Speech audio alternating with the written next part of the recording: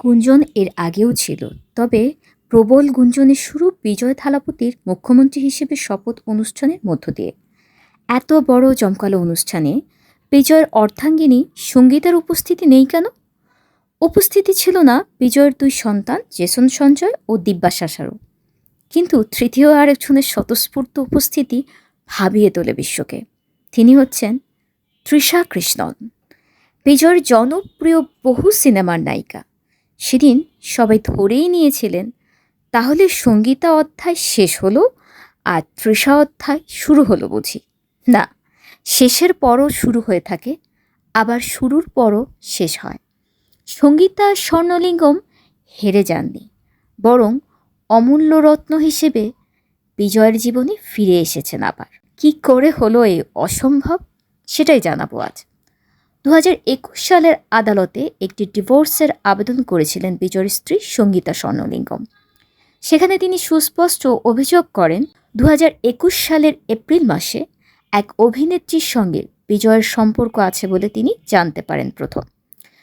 বিজয় সেই সম্পর্ক থেকে সরে আসবে বলে তাকে বারবার জানালেও আদতে তিনি সরে আসেননি, বরং গোপনে সঙ্গীতাকে ধোঁকা দিচ্ছিলেন।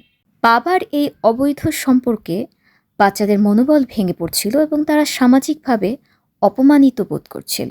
পরবর্তীতে বিজয়ও আইনি লড়াই চালিয়ে যান এবং বিজয়ের মুখ্যমন্ত্রী হিসেবে শপথ গ্রহণের পর ফের গুঞ্জন উঠে বিজয় বোধহয় এবার তার সাজানো সংসার ভেঙে চুরমার করে দেবেন, তৃষাকে বিয়ে করে স্বীকৃতিই দিয়ে দেবেন।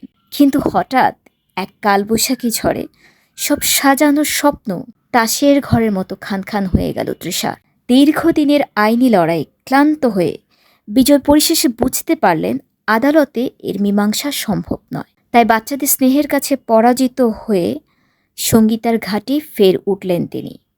আদালত থেকে বিচ্ছেদের আবেদন তুলে নিলেন তারা। বিজয়ের এই সিদ্ধান্তে ভক্তানুরাগীরা ফুল দিয়ে শুভেচ্ছা জানাতে বিজয়ের বাড়ির প্রতি ছুটে যান। তারা কোনোভাবেই চাইছিলেন না রাষ্ট্র পরিচালনার মতো এত গুরুদায়িত্বে থাকার সময়টায় সঙ্গীতা বিজয়ের হাত ছেড়ে দেয়। আবারও হারানো ভালোবাসার খুনসুটিতে মেতে উঠবে দুটি মন। ভাঙা ঘর জোড়া লাগবে তাদের একটু একটু করে জমানো ভালোবাসায়। 1996 সালে বিজয়ের ব্লকবাস্টার সিনেমা পুভে উনাক্কাগা দেখার পর তার অভিনয়ে মুগ্ধ হয়ে লন্ডন থেকে সোজা ভারতে বিজয়ের সঙ্গে দেখা করতে উড়ে আসেন সঙ্গীতা। চলে যান সোজা চেন্নাই বিজয়ের শুটিং স্পটে। এরপর বিজয়ের বাবা মায়ের সঙ্গে দেখা করলে সঙ্গীতা ও তার পরিবারের সাবলীল ও বিনয়ী আচরণে মুগ্ধ হয়ে বিজয়ের বাবা মা বিয়েতে রাজি হন।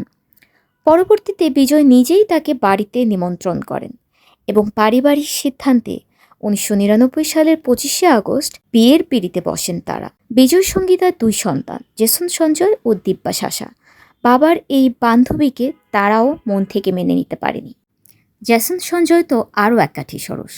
ইন্ডাস্ট্রির এই নতুন পরিচালক নিজের নামের পাশ থেকে বাবার নামের অধ্যক্ষর বিজয় নামের ভি সরিয়ে ফেলেছেন। দর্শক, বিজয়ের ভাঙতে বসা ঘর তো রক্ষা পেল, কিন্তু যার জন্য এই লঙ্কা কাণ্ড, চলুন তার ব্যাপারে একটু জেনে নেওয়া যাক। বিজয়ের দীর্ঘদিনের প্রেমিকা তৃষা কৃষ্ণানের আংটি বদল হয়েছিল বরুণ মানিয়ানের সঙ্গে। 4 মাস পর নিজের সম্মান বাঁচাতে বিয়েটা থেকে তিনি নিজেই বেরিয়ে আসেন, কিন্তু পরে এ নিয়ে শব্দটি পর্যন্ত করলেন না। বিতর্ক আর তৃষা যেন একে অন্যের সমার্থক। রানা দুগ্গপতির সাথে ওপেন প্রেম, তারপর সুচিলিক্সের নোংরা স্ক্যান্ডাল। তার অভিনয় নিয়েও বহু বিতর্ক আছে। যে মিষ্টি গলায় মানুষ পাগল, সেটা কখনোই তার নিজের ভয়েসই ছিল না। টানা 2 দশক ধরে যিনি কোটি কোটি ভক্তের হার্ট থ্রোব, বাস্তবে তিনি আস্ত এক ভিলেন। তৃষা কৃষ্ণানকে ঘিরে নোংরা পলিটিক্স চলছে নাকি তিনি নিজেই নোংরামি করে বেড়াচ্ছেন, সেটা আপনাদের উপরে ছেড়ে দিলাম। অবশ্যই যা রটে সামান্য তো বটেই। ভারতের দক্ষিণের সিনেমা ইন্ডাস্ট্রির রাজপুত্র কিনা সেই নোংরা তৃষাকে বেছে নিলেন। হ্যাঁ, পচা শামুকে পা কাটে বটে, তাই তো তার বোধোদয় মাত্রই তিনি সে পচা শামুককে ছুঁড়ে ফেলে তার হারানো সতী সাধ্যী স্ত্রী সঙ্গীতা স্বর্ণলিঙ্গমের কাছেই ফিরে গিয়ে প্রমাণ করলেন বিয়ের শক্তি বড় পবিত্র শক্তি। এই তৃষাই কিনা বিজয়ের মুখ্যমন্ত্রী হিসেবে শপথ গ্রহণের পর থেকে একটু একটু করে বিয়ের প্রস্তুতি নিচ্ছিলেন। তার ফ্যানদের অনেকেই হয়তো মুখিয়েছিলেন এবার বিজয় তৃষার দীর্ঘদিনের প্রেমের পরিণতি দেখার অপেক্ষায়। তাদের প্রত্যাশা ছিল বিজয়ের সিঁদুর তৃষার মাথায় উঠুক, কিন্তু সঙ্গীতার স্বর্ণালিঙ্গমের অভিশাপ যে পিছু ছাড়েনি তাদের। সঙ্গীতা শ্রীলঙ্কান এক ধনী ব্যবসায়ীর মেয়ে।